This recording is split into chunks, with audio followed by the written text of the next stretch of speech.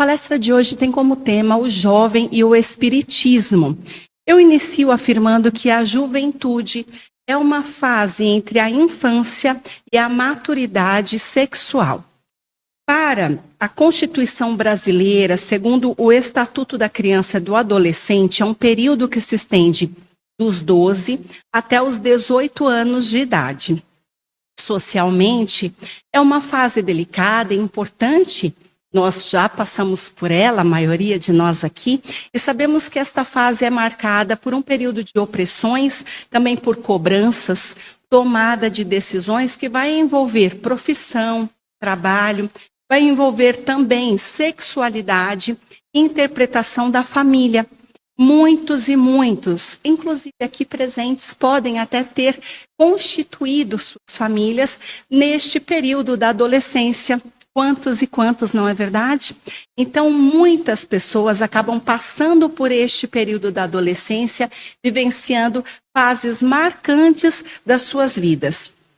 No Livro dos Espíritos, questão 385, Kardec vai nos explicar que as crianças, como seres imortais, já passaram por inúmeras existências e podem trazer gostos, inclinações e sentimentos de outras vidas, do passado. Vamos lembrar que quando Deus entrega para nós um pequenino ser, nós não sabemos reconhecer aqui, enquanto seres encarnados, qual é a ligação que nós temos com este espírito do passado. Pode ser um espírito que tenha tido envolvimento de afeição conosco ou mesmo envolvimento de aversão.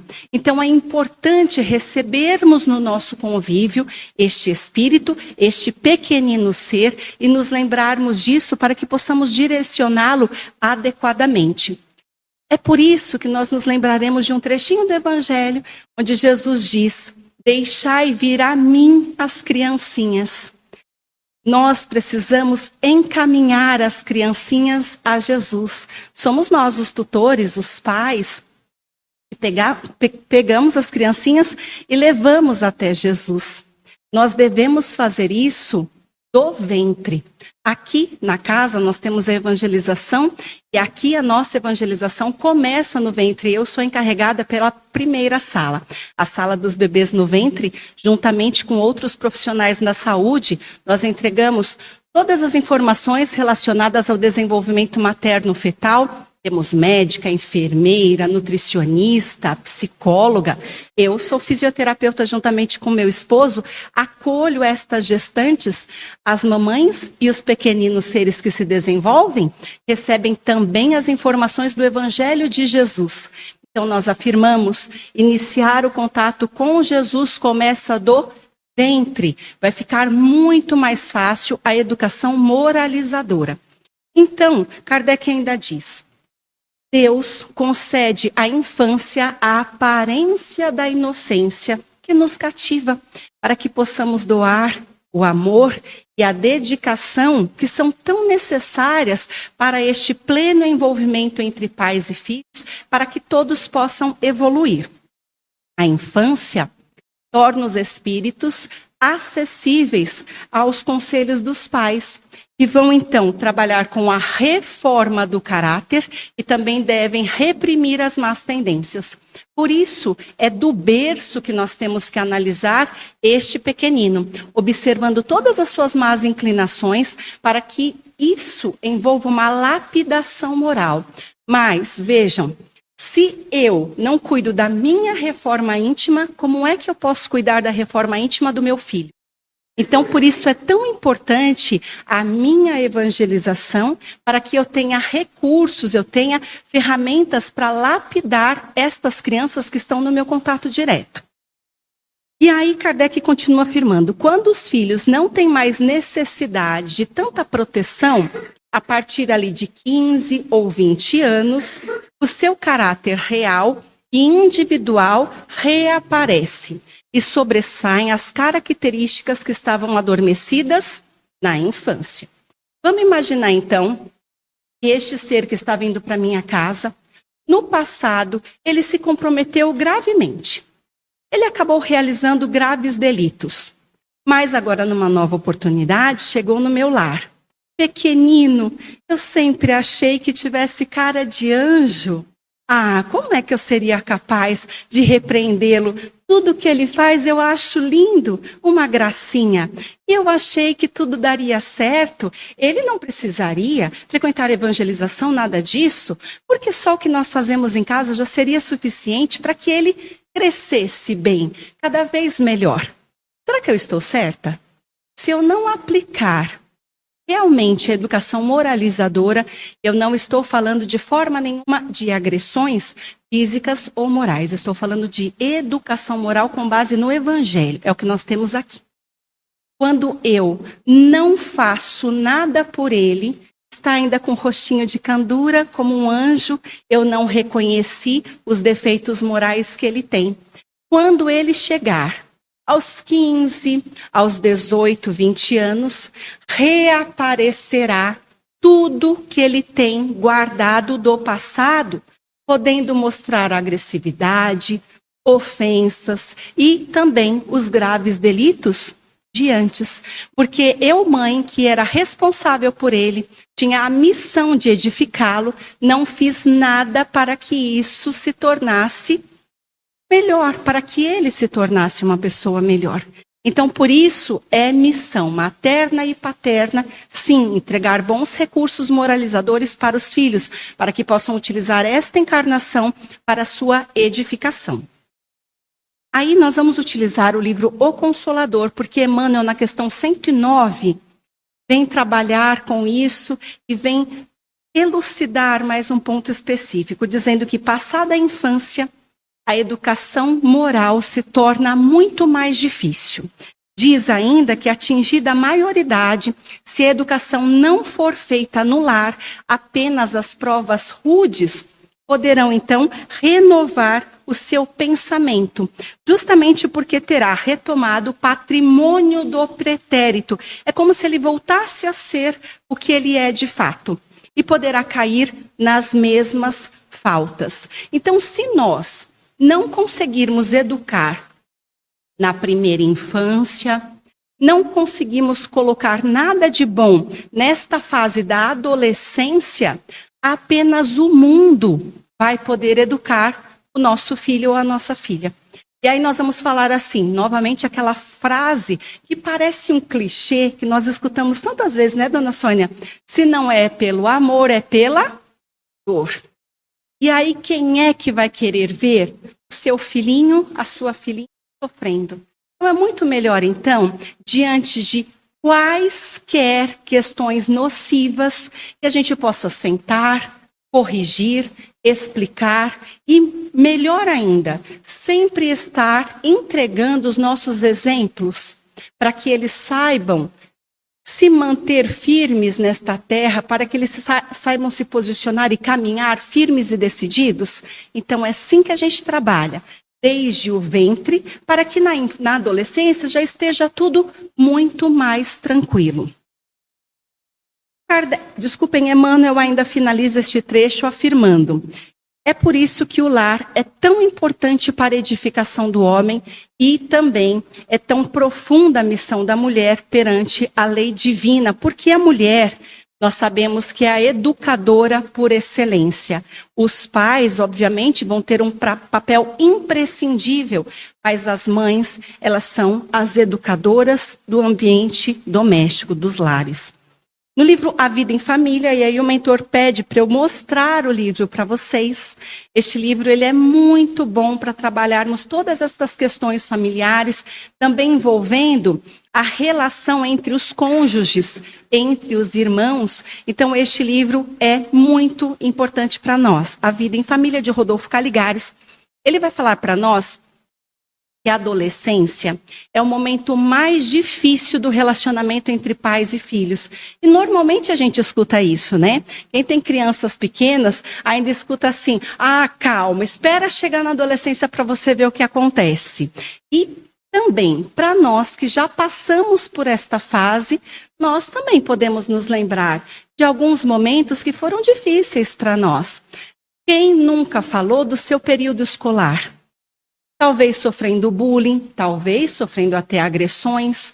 Quem não diz, graças a Deus que já passou essa fase onde eu sofria tanto? Então nós já passamos por esta fase da adolescência. Nós sabemos o quanto é delicado para eles. O adolescente passa por situações que o confundem, magoam e o irritam. É por isso que ele está em permanente estado de conflito consigo mesmo, mas também com o mundo. Este escritor diz: o jovem deseja e se esforça para pensar, escolher e agir. Muitas vezes ele vai recorrer aos mais velhos, aquela pessoa que ele tem mais afinidade, quando ele está na dúvida, quando ele está na indecisão. Então é importante que os mais velhos que possam esclarecê-lo sejam sempre os seus tutores, os seus avós, estas pessoas sérias do contato familiar, para que ele não precise buscar aí as respostas fora de casa com tantos outros que podem desviá-lo do que nós desejamos para ele, do bem que nós desejamos para ele. Mas o escritor ainda diz, sentindo-se inseguro, ele vai pedir ajuda para os mais velhos. Se eles forem pouco hábeis, podem tornar esta dependência odiosa. Afirma ainda, os jovens, eles se preocupam com seus familiares. Eles podem se decepcionar com atitudes e também com imperfeições morais deles. Vamos imaginar que este jovem, ele tem por pais uma mãe que é alcoólatra, um pai que é agressor. Ele tem por pais aqueles que vão negligenciar os seus irmãozinhos, os outros filhos, os filhos menores, e por causa disso ele é obrigado a ajudar ali na criação dos seus irmãos, inclusive ofertando alimentação, vestindo, cuidando daqueles irmãozinhos, porque os pais nunca estão em casa para fazer isso. Será que ele se sente confortável nesse ambiente? Será que ele vai ser uma pessoa super pacífica e feliz, porque ele não pode recorrer com os tutores e ainda tem que cuidar dos seus irmãos? Logicamente, não. Ainda vamos afirmar que diante das outras pessoas, ele pode se sentir humilhado e constrangido. Eu ouvi recentemente uma professora dizendo que o aluno, ele jamais falava para os pais dele quando tinha reunião. Aí quando ele foi questionado, mas por que você não fala para os seus pais que tem reunião? Falou para a professora, porque eu não quero que ninguém reconheça os dois como sendo meus pais. Eu não quero ser apontado, porque todo mundo conhece esses dois no bairro. Todo mundo sabe o que eles fazem. São pais que se envolvem com vícios, de repente o pai está preso. São coisas graves assim, que afligem os jovens da nossa sociedade. Então, esse escritor afirma, incapazes de superar a humilhação e a revolta, eles vão afrontar estes genitores com ironia e também com agressividade. E muitas vezes a gente pergunta, né? Mas por que será que ele é revoltado desse jeito? Será que temos a resposta? Sim, muitas vezes se a gente se envolve com este jovem, a gente consegue entender o motivo disso. Como tratar os jovens de forma geral. Esse escritor explica que nós precisamos ser vigilantes no lar. Os pais precisam vigiar os seus filhos, mas sempre com moderação e também com discrição. Eles não podem perceber que nós estamos em cima deles o tempo inteiro. Precisamos mostrar também que confiamos neles, mas sempre com uma justificativa. Eu confio em você porque você me dá motivos para confiar. Porque você é responsável, porque você fornece este meu direito de ter confiança. E ele diz, a liberdade ilimitada é muito perigosa para os jovens. O filho deseja sentir-se amado e também aceito pelos pais. Mas sem atenção, com menosprezo, nós podemos feri-lo. Com severidade, injustiça, zombaria, ele pode tornar-se fechado, ele pode tornar-se triste, sem iniciativa, sem confiança, apresentando a autorrejeição. Também pode buscar uma compensação fora do lar, como amizades, romances e até mesmo vícios. Nós precisamos trabalhar sempre com a compreensão. Isso é o que ajuda a vencer as dificuldades. Então, nós precisamos reconhecer quem é este jovem. Se esse trabalho já foi realizado do berço, eu sei perfeitamente bem quem são estes jovens que moram comigo. Lá em casa, até falei para o meu marido hoje, esse assunto aqui para mim está bem familiarizado, porque eu estou com 2 adolescentes. Então, eu tenho a Agnes, de 12 anos, e a Júlia no outro extremo, que está com 18 anos. E aí vocês vão falar, e aí, meu Deus, todo mundo me pergunta, elas brigam muito? Elas estão aí, uma sai com a roupa da outra o tempo inteiro, e é sapato para um lado, para o outro, todo mundo troca tudo lá em casa. Mas elas não brigam. Aí vocês vão falar, mas como assim elas não brigam? Justamente porque este reconhecimento sempre foi feito.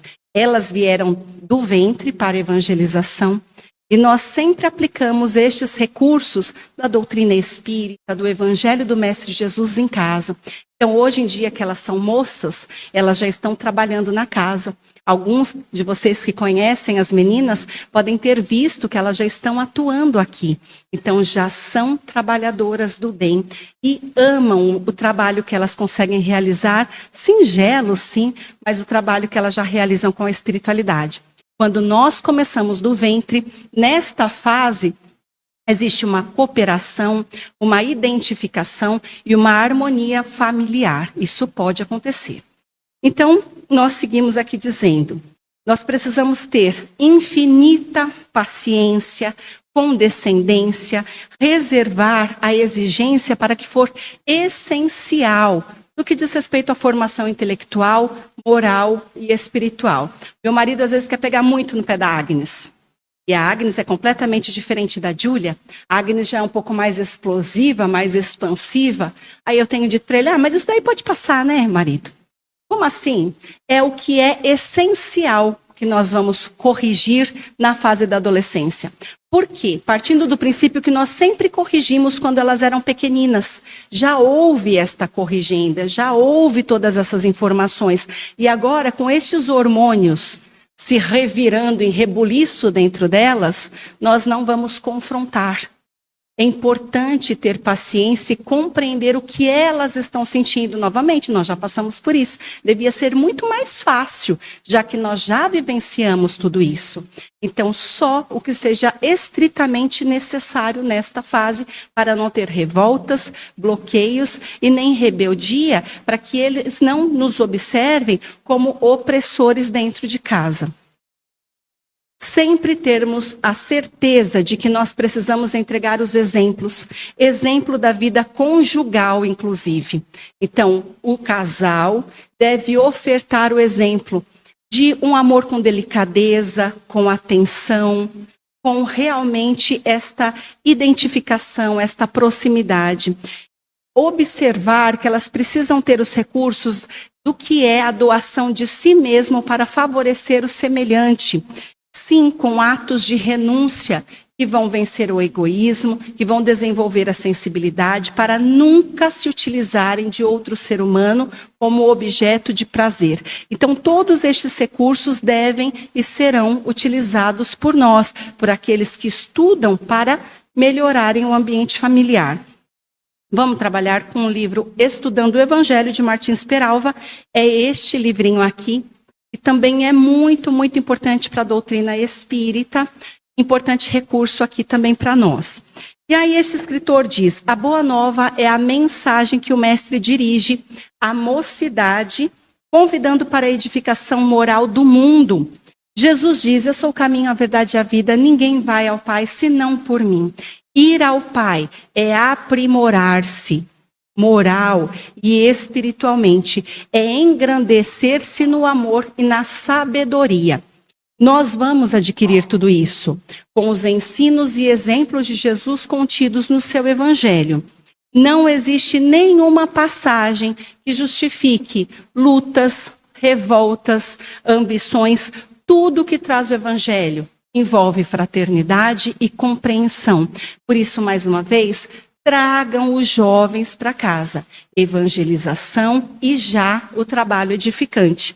Os jovens espíritas são almas experimentadas para o serviço evangélico.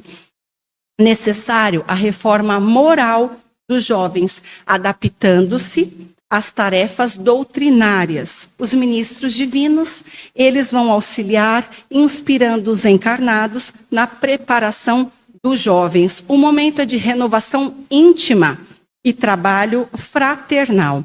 E é assim que eu trago a reflexão de hoje. Vocês percebem que em muitas casas, não sei se vocês frequentam apenas os discípulos do Evangelho, não apenas na nossa religião, mas também em outras, nós estamos percebendo que as crianças e os jovens não estão presentes nas reuniões doutrinárias. Em algumas casas que eu tenho ido, aqui na evangelização, graças a Deus, a gente recebe muito crianças e jovens. Mas em outras casas, um dia desses, eu percebi uma evangelizadora fazendo um apelo à plateia, aos frequentadores, dizendo: tragam as crianças, eu estou sozinha na sala, não tem ninguém para evangelizar. E aí eu pergunto, quem é que tem que levar as crianças e os jovens até o ambiente religioso? Os pais. Se é importante para mim o alimento espiritual, por que não será importante para as minhas filhas o alimento espiritual? Eu preciso me lembrar que a educação moralizadora, sim, ela acontece dentro de casa, não é na escola.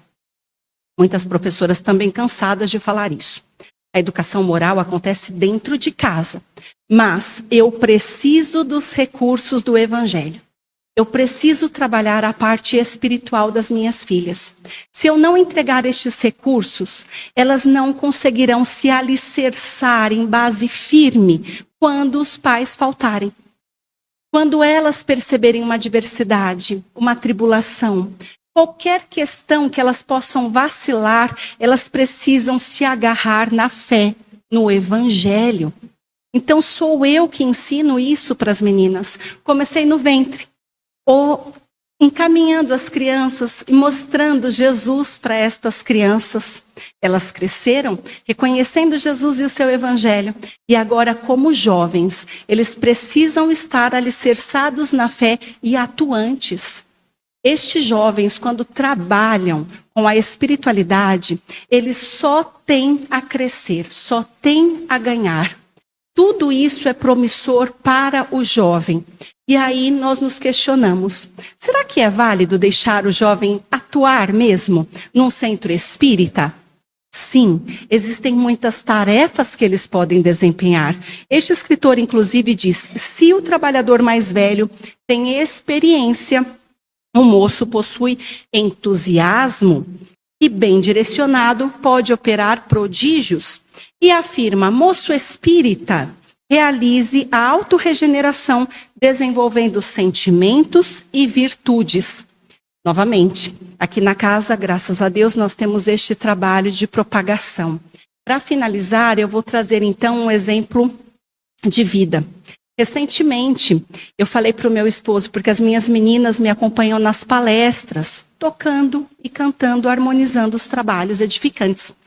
E eu falei para o meu marido, eu falei assim, coitadas das meninas, estão de férias. Então, nesse período de férias, eu vou permitir que elas fiquem em casa tranquilas e elas não vão precisar me acompanhar nas palestras, porque, coitadas, elas pegam 3 ônibus para chegar lá no consultório, para que possamos ir juntos para as palestras.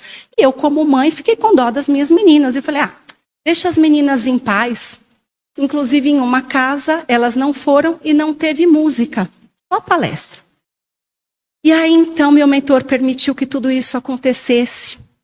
Quando foi no outro dia, que eu já tinha liberado, uma casa ficou sem o trabalho, o mentor se aproximou de mim e o rosto dele não era nem um pouco bonito. E ele simplesmente me inspirou dizendo que nós temos a hierarquia que deve ser respeitada no ambiente doméstico, mas nós não podemos nos esquecer que os nossos filhos são espíritos eternos. E nós somos irmãos reunidos no mesmo ambiente para todos nos auxiliarmos na edificação. Se eu, como mãe, estou tirando as meninas do trabalho edificante, tentando facilitar a vida delas, eu não estou ajudando. Eu estou atrapalhando a evolução das minhas meninas, tirando de um trabalho que é tão importante para o enobrecimento. Gente, eu quase morri de vergonha. Pedi desculpas, E no outro dia eu disse para as meninas que elas não estavam liberadas de trabalho nenhum, muito pelo contrário. Então, houve nas semanas passadas aí que nós trabalhamos 4, 5 dias direto, trabalhando com as palestras, com as músicas. Agora a gente vai ter um período de descanso que nos foi permitido, mas lembrando, nós como tutores, nós precisamos ficar mais atentos até que ponto eu estou ajudando quando eu facilito a vida para o meu filho e para minha filha. Então, pensarmos como seres que estão despertos, como seres que observam fora aqui da visão estritamente material, do que é realmente necessário para a nossa evolução. Assim, nós poderemos realmente encaminhar os nossos filhos num bom direcionamento. Eu agradeço a todos pela atenção, para que possamos finalizar o trabalho. Oremos. Amado Senhor, permita que estes tarefeiros do bem se envolvam com os nossos filhos, clareando seus pensamentos, trabalhando na sua moralização, tocando os seus corações. Que a nossa identificação seja grande, Pai. Que os meus recursos moralizadores sejam eficientes. Que a minha doação de amor possa entregar os melhores sentimentos para a lapidação destes seres que foram colocados na minha convivência direta. E assim eu agradeço, Senhor, pela saúde, pela paz, por tudo de bom que os envolve. Agradeço também ao mentor por mais este trabalho de luz. Graças a Deus, graças a Jesus.